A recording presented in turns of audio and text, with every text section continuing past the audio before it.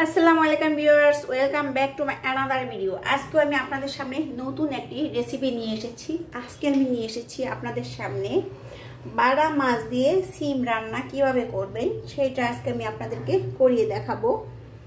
তো চলুন দেখে নেওয়া যাক কিভাবে বাটা মাছ দিয়ে সিম রান্না করবেন। চুলা একটি পাইপ্যান বসিয়ে দিয়েছি। পাইপ্যানটা গরম হওয়ার পর এর মাঝে 3 টেবিল চামচ পরিমাণ সয়াবিন তেল দিয়ে দিচ্ছি। চুলাটা অন করে দিলাম। আমার তেলটা হালকা গরম হওয়ার পর এর মাঝে আমি পেঁয়াজ দিয়েছি। এখানে পেঁয়াজ আছে হাফ কাপ পরিমাণ, আর রসুন আছে এখানে 1 টেবিল চামচ পরিমাণ কুচি করে নিয়েছি, দিয়ে দিচ্ছি। পেঁয়াজটাকে আমি এখন হালকা বাদামি কালার করে ভেজে নিব। এটাকে হালকা গোল্ডেন কালার করে ভেজে নিব, সে পর্যন্ত আমি ওয়েট করতেছি। অফ ক্যামেরা আমি কয়েকবার নেড়ে ছেড়ে দিব। তো আমার তেলটা বাদামি কালার হয়ে গিয়েছে।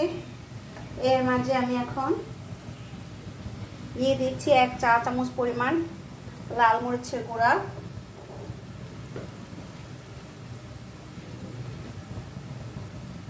আরও দিয়ে দিচ্ছি 1 চা চামচ পরিমাণ হলুদের গুঁড়া,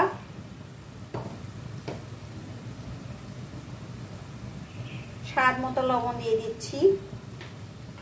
লবণ দিয়ে আমি হালকা করে লো হিটে একটু ভেজে নিচ্ছি। এখানে কড়া হিটে ভাজা যাবে না, তাহলে তেলে সব পুড়ে যাবে, ঠিক আছে। হালকা করে একটু ভেজে নিয়েছি। এখন আমি এর মধ্যে সামান্য পরিমাণ পানি দিয়ে দিচ্ছি মশলাটা কষানোর জন্য।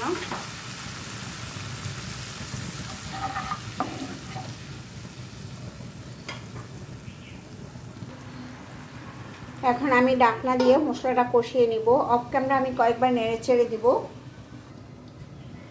তো আমার মশলাটা কষানো হয়ে গিয়েছে, দেখতে পাচ্ছেন তেলটা উপরে উঠে এসেছে। মশলাটা কষানো হয়ে গিয়েছে। এখন এর মাঝে আমি সামান্য হাফ কাপ পরিমাণ পানি দিয়ে দিব মাছ কষানোর জন্য। আর এখানে আমি নিয়েছি বাটা মাছ, নিয়েছি 250 গ্রাম পরিমাণ। 250 গ্রাম মাছ আমি দিয়ে দিচ্ছি।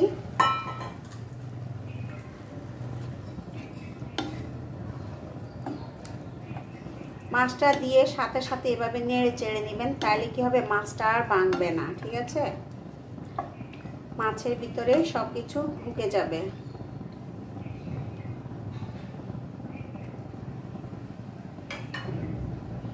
এখন আমি ঢাকনা দিয়ে দেব। তো দেখতে পাচ্ছেন মাছ আমার কষানো হয়ে গিয়েছে, তেলটা উপর উঠিয়ে গিয়েছে। অফকোর্স আমি কয়েকবার নেড়ে ছেড়ে দিয়েছি। এখন মাছগুলোকে আমি আস্তে করে উঠিয়ে নেব, কারণ মাছগুলো এখানে থাকলে ভেঙে যাবে। সবগুলো মাছ আমি উঠিয়ে দিচ্ছি। তো আমার মাছগুলো উঠিয়ে নেওয়া হয়ে গিয়েছে। এখন এর মাঝে আমি দিয়ে দিচ্ছি হাফ কাপ পরিমাণ পানি।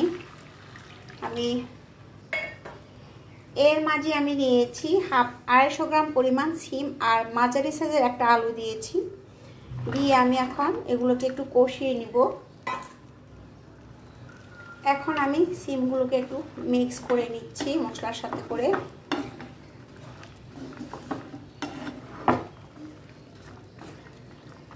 মিক্স করা আমার হয়ে গিয়েছে, মিক্স করা। এখন আমি ঢাকনা দিয়ে দিব। অফ ক্যামেরা আমি কয়েকবার নেড়ে ছেড়ে দিব। মশলাটা একদম শুকিয়ে মাখা মাখা করে নিব। তো দেখতে পাচ্ছেন আমার সিমটা কষানো হয়ে গিয়েছে, একদম মাখা মাখা হয়ে গিয়েছে। তেলটা উপরে উঠে এসেছে, মশলাটা পানি শুকিয়ে একদম মাখা মাখা হয়ে গেছে। সিমটা আমার সিদ্ধ হয়ে গিয়েছে।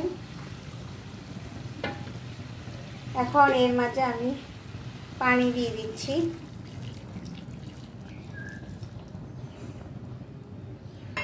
এখানে 1 গ্লাস পরিমাণ পানি দিয়েছি।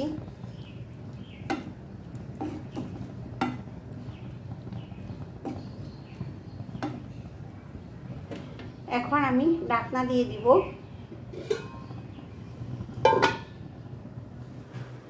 তো দেখতে পাচ্ছি আমার সিমটা সিদ্ধ হয়ে গিয়েছে একবারে। এখন আমি যে মাছগুলো যে কষিয়ে রেখেছিলাম, সেগুলোকে উপরে দিয়ে দেব। তাহলে উঠানোর কারণ হচ্ছে মাছগুলো ভেঙে যাবে, এই জন্য উঠিয়ে ফেলছিলাম। এখন আমি মাছগুলোকে এভাবে ছড়িয়ে ছিটিয়ে দিচ্ছি। এখন আমি এর মধ্যে দিয়ে দিব আরও, এখানে আমি একটা পেঁয়াজ কেটে রেখেছিলাম 1 টেবিল চামচ পরিমাণ, আর ধনিয়া পাতা 1 টেবিল চামচ, 3টা কাঁচামরিচ, এগুলোকে আমি ছিটিয়ে ছিটিয়ে দিয়ে দিচ্ছি। কারণ এগুলো মাছের উপরে ছিটিয়ে হাত দিয়ে এভাবে দিতে হবে, কারণ একসাথে দেওয়া যাবে না, ছিটিয়ে ছিটিয়ে দিলে প্রত্যেকটা জায়গায় চলে যাবে। তো এই জন্য আমি ছিটিয়ে ছিটিয়ে দিচ্ছি, আপনারা এইভাবে দিবেন, তা নাহলে মাছগুলো ভেঙে যাবে। এটা হচ্ছে বিলাতি ধনিয়া পাতা, মাছের সাথে সিম আর মাছের সাথে যদি এভাবে ধনিয়া পাতা দিয়ে রান্না করেন তাহলে ভীষণ মজা লাগবে খেতে।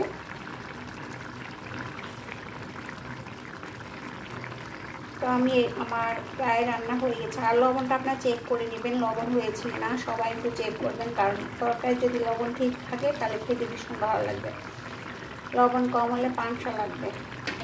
তো এখন আমি একদম লো হিটে 2 থেকে 3 মিনিটের জন্য ঢাকনা দিয়ে রেখে দেব। তো দেখতে পাচ্ছেন আমার রান্নাটা হয়ে গিয়েছে, অলমোস্ট সব কিছু ঠিক আছে। আমি অফ ক্যামেরা চেক করে নিয়েছি। তো এখন আমি চুলাটা অফ করে দিচ্ছি। তো দেখতে পাচ্ছেন আমার সিম দিয়ে, বাটা মাছ দিয়ে সিম রান্না হয়ে গিয়েছে। এটা খেতে ভীষণ মজার, খুবই সুস্বাদু একটা খাবার। আপনারা এভাবে রান্না করে নিতে পারবেন। আর আশা করছি আজকের এই রেসিপিটি আপনাদের কাছে ভালো লেগেছে। যদি আমার এই রেসিপিটি ভালো লেগে থাকে তাহলে আমার চ্যানেলটি সাবস্ক্রাইব করে আমার পাশে থাকবেন।